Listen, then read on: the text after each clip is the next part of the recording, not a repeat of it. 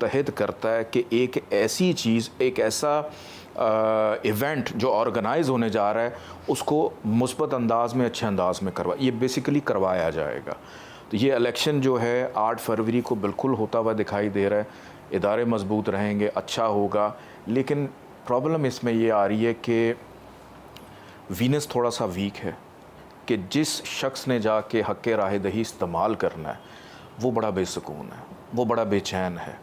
और जिस जानिब लोगों का अंदेशा होगा कि ये पार्टी जीतेगी, हो सकता है नताइज कुछ और आएँ, नताइज कुछ और आएँ। वक्त पे इलेक्शन हो जाएंगे लेकिन नताइज बड़े अजीब किस्म के आएंगे कि हो सकता है कि उसको कोई माने ना या मनवाया जाए। आइंदा इलेक्शन में कौन सी जमात हुकूमत बनाती नज़र आ रही है और वज़ीर-ए-आज़म कौन बनता नज़र आ रहा है? अगली जो इलेक्शन है उसके अंदर पीपल्स पार्टी जो है वो थोड़ी सी बेहतर रहेगी, क्योंकि एक ये वाहिद पार्टी इस वक्त पाकिस्तान में चल रही है जो खामोशी से अपना काम कर रही है। नून लीग की अगर बात की जाए तो नून लीग, अब पार्टियां जो अगले साल इलेक्शन में है ना, वो अपने अपने कस्बों में महदूद होंगी। जो पंजाब है, जो लाहौर है, जो मुल्तान है, जो कराची है, कि अब जो रोल एक MQM का होता था सिंध के अंदर कराची की हद तक या हैदराबाद की हद तक, अगले इलेक्शन के अंदर भी यही होगा कि ये पार्टियां अपने अपने हलके के अंदर महदूद रहेंगी। और कोशिश ये की जाएगी कि एक मिक्स किस्म की गवर्नमेंट बने, सारों को खुश किया जाए, कोई इनसे नाराज़ ना हो।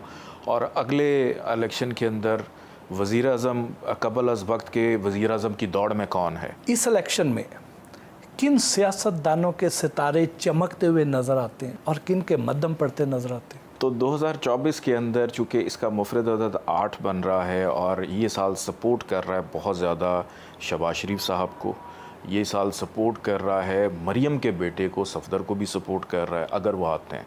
फिर उधर से बख्तावर की अगर बात करूं तो बख्तावर भी अगले साल में आपको थोड़ा सा एक्टिव नज़र आएंगे, उनको सपोर्ट कर रहा है कि नए चेहरे, एक नौजवान की आदत, कुछ नई चीज़ें जो हैं वो सामने, सरप्राइजिंग साल है।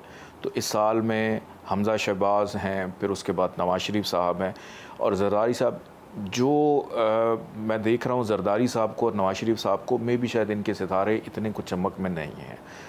इनका सिर्फ एक नाम बरकरार रहेगा, चूँकि ये सरबराह घर के बड़े जैसे होते हैं, इसी तरह पार्टी के बड़े। तो 2024 के अंदर कुछ नए चेहरे सामने आएंगे, चंद पुरानों में से छोड़ के मेजॉरिटी 80% आपको कुछ नई नज़र आएगी। चेयरमैन तहरीक इंसाफ का मुस्तकबिल कैसा देखते हैं? क्या दोबारा वज़ीर-ए-आज़म बन सकते हैं? खान साहब का जायचा जब हम देखते हैं, जिस वक्त वो पैदा हुए थे, उनके असेंडेंट का लॉर्ड लिब्रा और वीनस जो है उनके अपने जायचे के पहले घर में मौजूद है। ये एक राज योग होता है जिसको हम कहते हैं मलाविया, और जिस शख्स के जायचे में ये योग हो वो अपनी ज़िंदगी के किसी भी उम्र के हिस्से से गुज़र रहा हो, वो वजह शोहरत बन जाता है। उनकी आगे सियासी अगर मैं देखूं तो दिसंबर के बाद जाके और ख़ास तौर पे मई 2024 से वीनस की दशा स्टार्ट हो रही है, यानी वीनस का टाइम शुरू हो रहा है।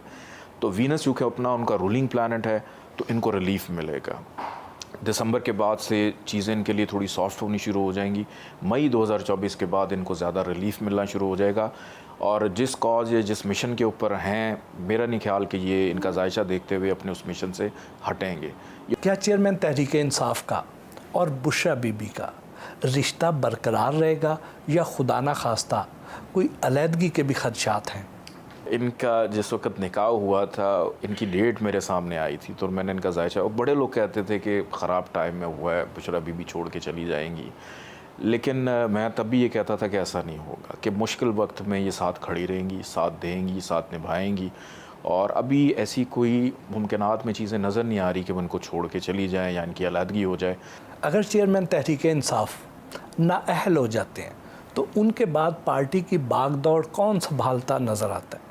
और अगर तहरीक इंसाफ के चेयरमैन को कुछ होता है या नाअहल हो जाते हैं तो शाह महमूद कुरैशी साहब को मैं फ्रंट पे देख रहा हूँ। फिर उसके बाद बुशरा बीबी का भी कुछ हद तक इसमें किरदार रहेगा, और पार्टी के वो लोग जो इनके साथ रह गए हैं, अभी कुछ नए नाम भी शायद तहरीक इंसाफ में शामिल हों, तो वो भी फ्रंट लाइन पे आते हुए नज़र आ रहे हैं। अगर खान साहब नाअहल हो जाते हैं, पहली बात तो ये कि जायचे में अगर देखूं तो ऐसी चीज़ नज़र नहीं आ रही है, कि मुझे कहीं ना कहीं डाउट ये होता है उनका जायचा देखते हुए, खान साहब जो हैं वो अपनी मर्ज़ी से शायद अब अंदर हैं, अपनी बहुत मर्ज़ी से अपना टाइम गुजार रहे हैं, ताकि जो बेहतर वक्त उनका आए तो उनको थोड़ा सा रिलीफ मिले, और अभी नज़र नहीं आ रहा कि वो अपनी क़यादत किसी और को सौंपें। शाह महमूद कुरैशी और चौधरी परवेज़ इलाही क्या खान साहब के साथ रहेंगे या कोई राहें जुदा करने के भी कोई खदशात हैं? शाह महमूद कुरैशी साहब और परवेज़ इलाही साहब अभी फ़िलहाल खान साहब से तो राह जो, जब तक इलेक्शन है तब तक ये अपनी राह जुदा नहीं करेंगे। इलेक्शन के बाद अगर कर लेते हैं, जो भी उसके नताइज हैं, क्योंकि फरवरी के बाद, अप्रैल के बाद कुछ थोड़ा सा इन दोनों के इनफरादी तौर पे जायचे में कुछ चेंजेस आ रहे हैं। ये भी अफवाहें गर्दिश में है कि खान साहब शायद कोई डील करके तो पाकिस्तान छोड़ के चले जाएं। क्या इसके भी कोई इम्कानात नज़र आते हैं आप? खान साहब ने अगर डील करनी होती उनके जायचे के मुताबिक वो कर लेते। उनको बहुत सारे मौके भी मिले होंगे, और जब वो हुकूमत में थे, इक़्तिदार से अलहदा हो रहे थे, वो उस वक़्त भी बैरून मुल्क जा सकते। देखिए, एक चीज़ याद रखें, इनके जायचे में जो मलाविया योग है ना, ये एक ऐसा योग है कि हम तो डूबे हैं सनम, साथ तुम्हें भी ले डूबेंगे। ये जब तक अपनी चीज़ों को मुकम्मल अपनी मर्ज़ी के मुताबिक नहीं कर लेते, तब तक ये सुकून का सांस नहीं लेते। ये सख्तियाँ बर्दाश्त कर लेंगे, ये मार कुटाई बर्दाश्त कर लेंगे, ये जुल्म बर्दाश्त कर लेंगे, और कर भी देंगे। ये भी सुनने में आता है कि खान साहब जो हैं ये पोशीदा अलूम में बड़ी दिलचस्पी रखते हैं, तो क्या उन्होंने कभी आपसे रब्ता किया? खान साहब पोशीदा अलूम में गुज़िश्ता चंद सालों से उनकी बड़ी दिलचस्पी पैदा हो गई कि जब से वो सियासत में आए, उन्होंने हॉस्पिटल्स वगैरह पे, यूनिवर्सिटी, तो और फिर बुशरा बीबी के आने के बाद और ज़्यादा उनकी दिलचस्पी जो है वो बढ़ गई। और बहुत सारे इनडायरेक्टली, मैं कह सकता हूँ कि इनडायरेक्टली कुछ राब्ते होते हैं, सिर्फ खान साहब के नहीं, तमाम सियासी पार्टीज़ के होते हैं, कि इनडायरेक्टली पूछने के लिए कब कौन सा वक्त बेहतर है, कब इलेक्शन होने चाहिए, कब बुनियाद रखनी चाहिए, कब इब्तदा करनी चाहिए, कब होना चाहिए। सवाए नून लीग के ऑलमोस्ट सारी पार्टीज़ जो हैं वो इनडायरेक्टली किसी न किसी तरीके से पूछते रहते हैं। क्या नवाज शरीफ साहब चौथी बार वज़ीर आज़म बन सकते हैं? चौथी दफ़ा क्या, वो दोबारा वज़ीर आज़म बनते हुए नज़र नहीं आ रहे। उसकी वजह सबसे बड़ी आपको ये बता देता हूँ कि 14 अक्टूबर को लगा था सूरज ग्रहण, और 29 अक्टूबर को लगा था चांद ग्रहण। ग्रहणों के दरमियान में कोई भी इवेंट हो, इवन हज भी आ जाए, हाजियों को नुकसान पहुँचता। और 21 अक्टूबर को ये पाकिस्तान आगे अपनी रीलॉन्चिंग करने के लिए, और इतने ख़राब टाइम पे कि वो उस जलसे की हद तक तो ठीक है, चूँकि उनकी एक पार्टी की साख चलती हुई आ रही है, मुख्तलिफ़ शहरों से लोग गए उनके, लेकिन लॉन्चिंग उन्होंने उस टाइम पे कर दी जो ख़ात्मे का, ख़राब होने का और ख़त्म होने का टाइम था।